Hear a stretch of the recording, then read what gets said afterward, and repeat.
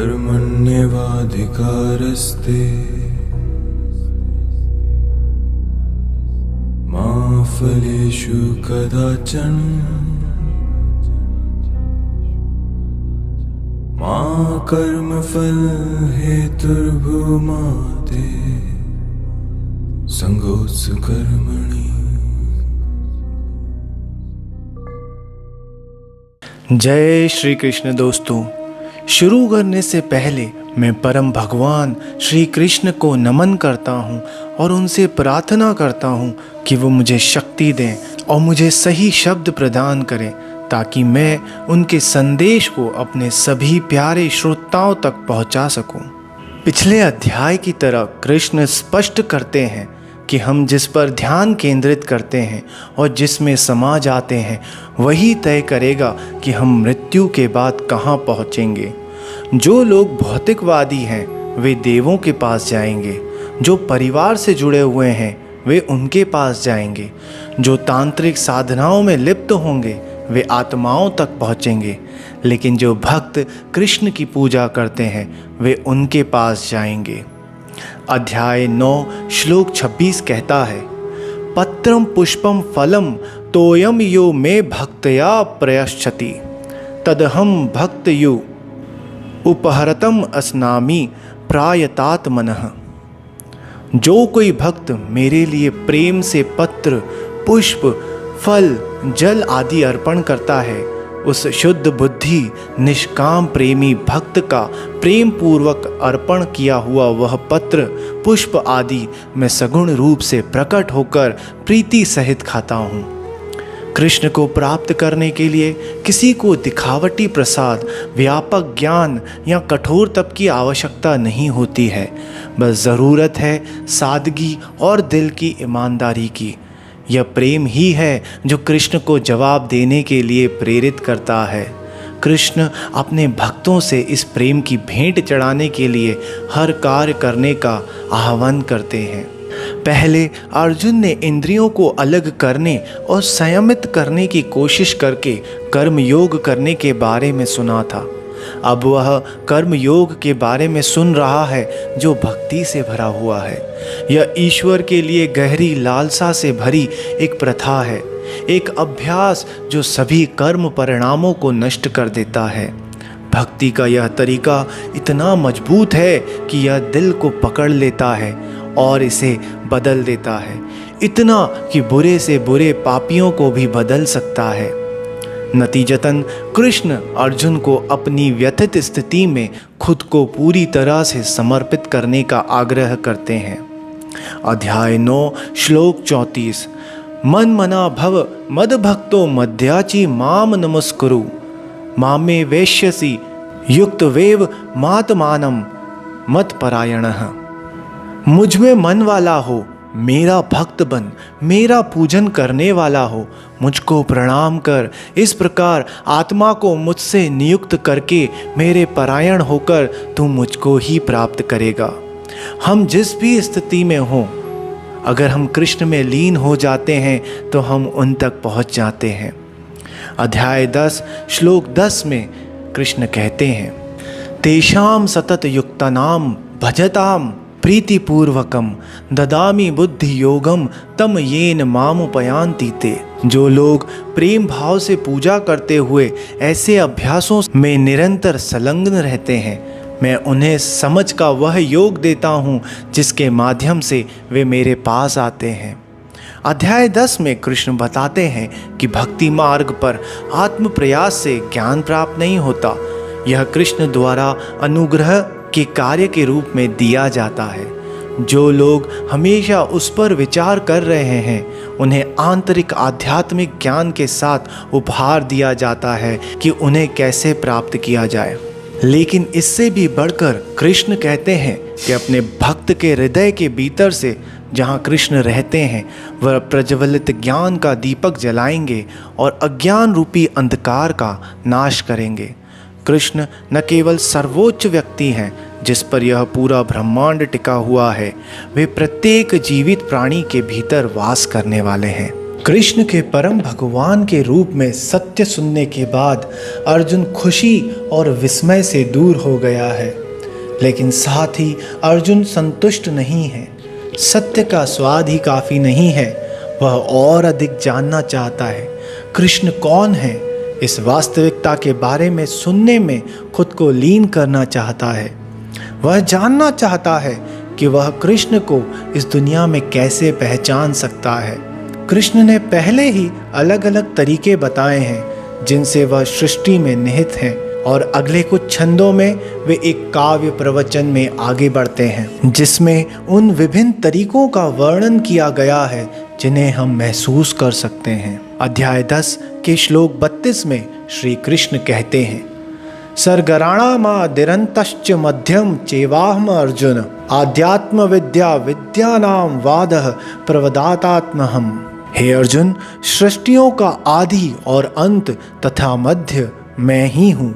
मैं विद्याओं में आध्यात्म विद्या अर्थात ब्रह्म विद्या और परस्पर विवाद करने वालों का तत्व निर्णय अंतिम निष्कर्ष मैं ही हूँ। मृत्युः सर्वहराश्च मदभवाश्च भविष्यताम कीर्तिः श्रीवाक्च नारिणाम स्मृति मृधा धृति क्षमा। मैं मृत्यु हूँ जो सभी को खा जाता हूँ। मैं सभी चीज़ों का मूल हूँ जो अभी तक होना है। स्त्री गुणों में मैं यश, सौभाग्य, वाणी, स्मृति, बुद्धि, सहन शक्ति और क्षमा हूँ। सबसे बड़ी बात यह है कि दुनिया में मौजूद कोई भी अद्भुत चमत्कारी चीज़ कृष्ण का एक छोटा सा अंश है। कृष्ण अपनी महिमा का वर्णन करके अर्जुन के मन का विस्तार कर रहे हैं। जैसा कि अध्याय 7 में कहा गया है कि मन भौतिक संसार का एक हिस्सा है। यह द्वैत में फंसा हुआ है जहाँ सब कुछ प्राकृतिक नियमों के अनुसार है, लेकिन ईश्वर इन नियमों के अनुरूप नहीं है। उसकी उपस्थिति तर्क और दार्शनिक समझ के सभी विचारों को तोड़ देती है। कृष्ण धीरे धीरे अर्जुन को उस वास्तविकता को देखने के लिए तैयार कर रहे हैं जो इस संपूर्ण भौतिक ब्रह्मांड को रेखांकित करती है। इन कथनों को सुनकर अर्जुन की लालसा और बढ़ जाती है। एक समय ऐसा आता है जब शब्द ही काफ़ी नहीं होते। परिणाम स्वरूप अर्जुन पूछते हैं कि क्या वह इस ब्रह्मांडीय रूप को देख सकते हैं जिसका वर्णन स्वयं कृष्ण ने किया है। कृष्ण उत्तर देते हैं अध्याय 11 श्लोक 8 में, न तू मा शक्य से दृष्ट मने नेव स्वचुक्षा दिव्यम ददामी ते चक्षुः पश्य में योगमेश्वरम। लेकिन तुम मुझे अपनी आँखों से इस तरह नहीं देख सकते और इसलिए मैं तुम्हें दिव्य दृष्टि देता हूँ। अब मेरा यशस्वी योग विश्वरूप देखो। हमारी आँखें भौतिक संसार से बंधी हैं, इसलिए कृष्ण कृपा के रूप में आध्यात्मिक आँखें देते हैं जो भौतिक अस्तित्व के पर्दे को भेद सकती है। अचानक अर्जुन को भगवान का वास्तव में चौंकाने वाला ब्रह्मांडीय रूप दिखाई देता है। 1000 सूर्यों की तरह प्रज्वलित वह अपने भीतर अनंत हाथ और भुजाओं संपूर्ण ब्रह्मांड, स्वर्ग और अन्य निवासों को देखता है। वह यज्ञ के सभी देवताओं और ऋषियों को देखता है। कोई आदि, मध्य या अंत नहीं है, यह प्रकृति में अनंत है। अर्जुन दांत पीसकर सारे संसार को नष्ट होते देखता है। कृष्ण के शरीर के भीतर सभी रचनाएं और आत्माएं मौजूद हैं, लेकिन इस नज़ारे का लुत्फ उठाने की बजाय इस भयानक दृश्य को देखकर अर्जुन भय से कांप रहे हैं। इस रूप में अर्जुन अपने शत्रुओं को भी देखते हैं जो युद्ध के लिए तैयार हैं और कृष्ण द्वारा निगले और नष्ट किए जा रहे हैं। भ्रमित और भावना से दूर अर्जुन कृष्ण से पूछता है कि वह वास्तव में कौन है। कृष्ण उत्तर देते हैं अध्याय 11 श्लोक 32, कालोस्मि लोकक्षय कृत प्रवधो लोकांस्मा हत्रुमेह प्रवतः ऋतेस्पि त्वाम न भविष्यन्ति सर्वे येष व्यस्थिता प्रत्यनिकेषु योद्धाः। मैं सर्वशक्तिशाली समय हूँ, मैं लोकों का नाश करने वाला महाकाल हूँ। इस समय इन लोगों को नष्ट करने के लिए प्रवृत्त हुआ हूँ। इसलिए जो प्रतिपक्षियों की सेना में स्थित योद्धा लोग हैं वे सब तेरे बिना भी नहीं रहेंगे, अर्थात तेरे युद्ध न करने पर भी इन सब का नाश हो जाएगा। अनिवार्य रूप से कृष्ण कह रहे हैं कि मैं ही जीवन हूँ।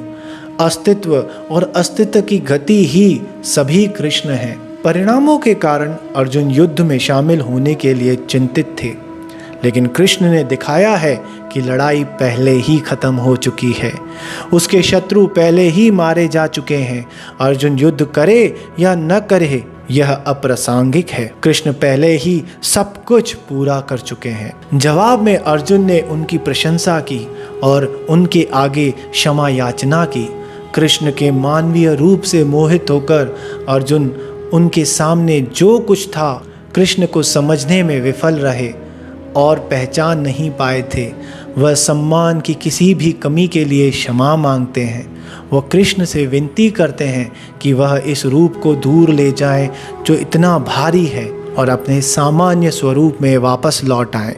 अब जब धूल आँखों से हट गई है, अर्जुन जानना चाहते हैं कि कौन श्रेष्ठ है। कृष्ण की पूजा भक्ति के साथ भक्ति मार्ग जैसा कि वर्णित है या निराकार देव तत्व जो ज्ञान मार्ग है, जो पूछताछ और आत्मनिरीक्षण का मार्ग है।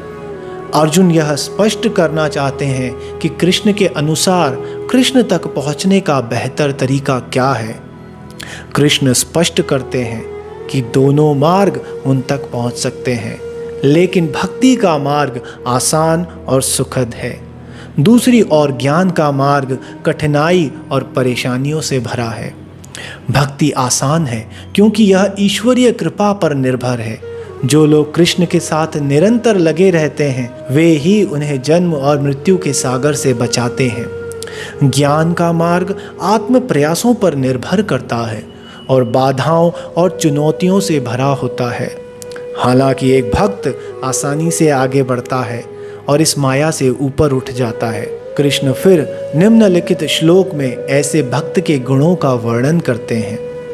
अध्याय 12 श्लोक 18। समः शत्रो च मित्रे च तथा मान अपमान्योः शीतोष्णः सुख दुखेषु समः संग विवर्जितः।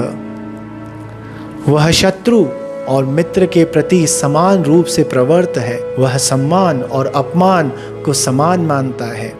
वो गर्मी और सर्दी और सुख और दुख के लिए समान सम्मान करता है और उसने सभी प्रकार के मोह को छोड़ दिया है। मूल रूप से एक भक्त वह है जो दुनिया के लय से परे है और सभी स्थितियों में समान है।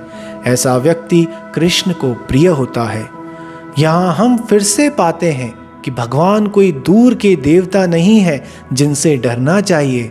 वह अंतरंग, करीबी और प्यार करने वाला है। यहाँ पर अध्याय 12 समाप्त होता है। ब्रह्मांडीय रूप के रहस्योद्घाटन और भक्ति पर शिक्षा के पूरा होने के साथ गीता एक नए चरण में प्रवेश करती है। प्रिय श्रोताओं, हम इस कड़ी में यहीं रुकते हैं। यह अध्याय 7 से अध्याय 12 का सारांश था। अगले कड़ी में हम भगवत गीता के नए चरण में प्रवेश करेंगे, अध्याय 13 से अध्याय 18, जिसमें कृष्ण हमारी वास्तविक प्रकृति, भौतिक दुनिया और भगवान सभी एक साथ कैसे फिट होते हैं इसकी एक विस्तृत समझ देना शुरू करते हैं। वह अर्जुन को जमीनी ज्ञान प्रदान करते हैं जो एक फलदायी आध्यात्मिक जीवन जीने की अनुमति देगा। तब तक के लिए मुझे इजाज़त दीजिए। सुरक्षित रहें, स्वस्थ रहें और पवित्र नाम का स्मरण करते रहें। हरे कृष्णा।